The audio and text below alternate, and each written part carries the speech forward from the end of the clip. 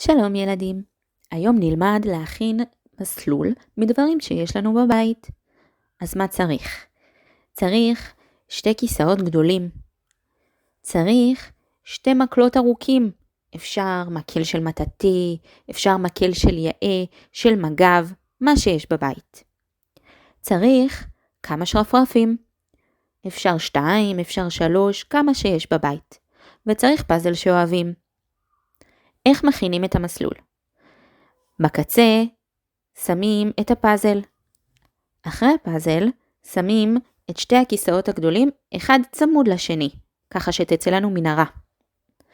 אחר כך שמים על הרצפה בשכיבה את המטאטא ואת היאה, אחד מול השני, ככה שיצא לנו שביל. אחר כך שמים אחד ליד השני את השרפרפים עם קצת רווחים ביניהם. ועכשיו מה עושים? לוקחים חתיכה אחת של הפאזל, זוחלים מתחת לכיסאות הגדולים. אחר כך קופצים בשביל שיצרנו מהמקלות, כשהרגליים שלנו צמודות.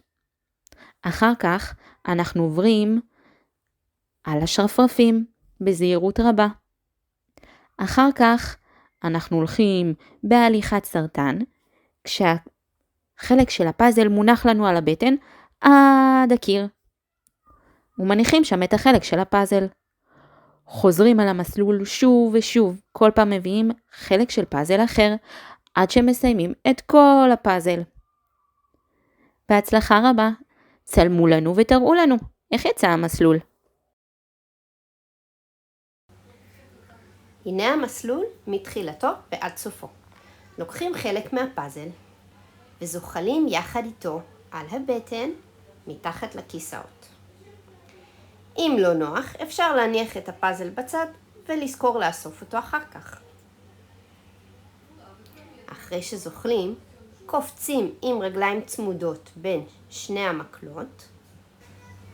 לאחר מכן הולכים על שרפרפים או על קריות, מה שיש בבית. ממשיכים בהליכת סרטן או בהליכת דוב. נסו לשים את החלק על הבטן או על הגב בלי לתת להם ליפול כל הדרך. הניחו את הפאזל על המקרר או על הרצפה וחזרו על המסלול. היי ילדים, זאת קטיה. מיטל ואני מאוד נשמח שתצלמו לנו איך אתם עושים את המסלול בבית ותשלחו לנו. ביי!